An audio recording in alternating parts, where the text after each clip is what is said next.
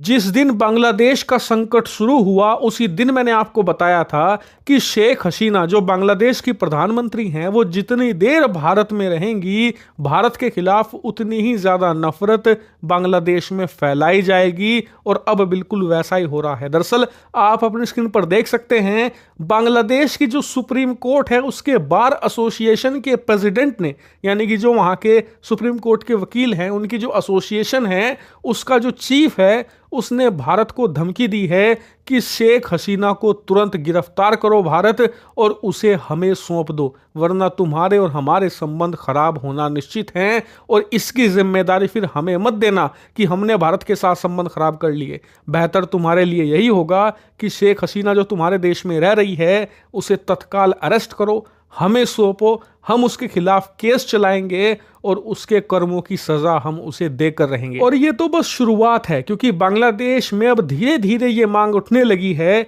कि भारत के अंदर शेख हसीना को शरण दी गई है, इसका मतलब भारत तगड़ा सपोर्टर है शेख हसीना का और उसे बचा रहा है, यानी कि बांग्लादेश के खिलाफ है भारत। कुछ ऐसी छवि भारत की इस समय गढ़ी जा रही है बांग्लादेश के अंदर। लेकिन हैरानी की बात यह है कि इसमें सबसे आगे है बांग्लादेश की जुडिशरी। और आपको जानकर हैरानी होगी कि बांग्लादेश में आज जो कुछ भी हो रहा है इसकी जड़ भी है बांग्लादेश की जुडिशरी, यानी कि बांग्लादेश की कोर्ट। कैसे?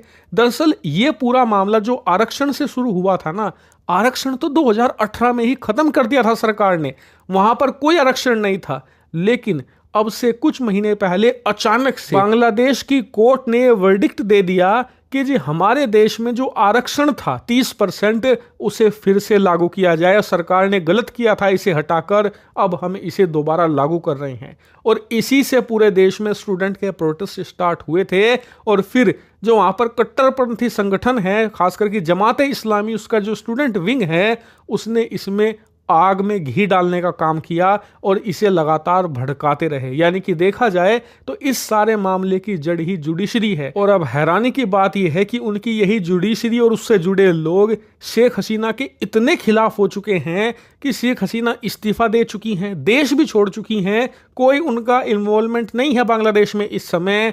लेकिन इसके बावजूद वो शेख हसीना को बांग्लादेश लाकर उन पर गुस्सा उतारना चाहती हैं, उन्हें जनता को सौंपने को तैयार है। क्योंकि बांग्लादेश के अंदर इस समय जब पार्लियामेंट सुरक्षित नहीं है, कोई भी संस्था सुरक्षित नहीं है, तो जेल कहां से सुरक्षित होगा? अगर भारत उन्हें गिरफ्तार करके बांग्लादेश को सौंप भी देता है तो वो एक तरीके से शेख हसीना को आम पब्लिक के हाथों में सौंपना होगा, जो उन्हें जिंदा नहीं छोड़ने वाली। और इसके बावजूद उन्हें वापस भारत से मांगा जा रहा है। यह दिखाता है कि जुडिशरी का कितना बड़ा हाथ था इस पूरे तख्ता पलट में। इन्होंने ये पूरा खेल शुरू किया था और अब ये पूरी तरीके से सफाया करना चाहते हैं शेख हसीना का। लेकिन भारत को अब यहां पर सोचना जरूर होगा कि शेख हसीना का करना क्या है, क्योंकि अगर भारत शेख हसीना को रखता है अपने ही देश में तो फिर हमें एक लंबी रणनीति तैयार करनी होगी कि कैसे इस प्रोपेगेंडा और एंटी इंडिया सेंटिमेंट को भारत काउंटर करेगा बांग्लादेश के अंदर। और इसीलिए भारत के अंदर ही कई सारी आवाजें ऐसी उठ रही हैं कि शेख हसीना को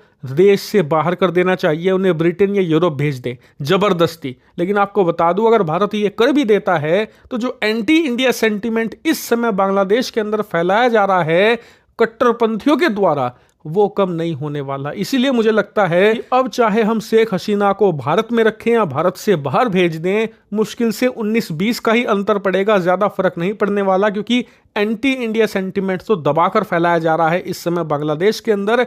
यही कारण है कि भारत इस समय उलझन में है कि क्या शेख हसीना को रखे या भेज दे। आपके अनुसार इस मामले पे हमें क्या करना चाहिए, कमेंट करके बताइएगा।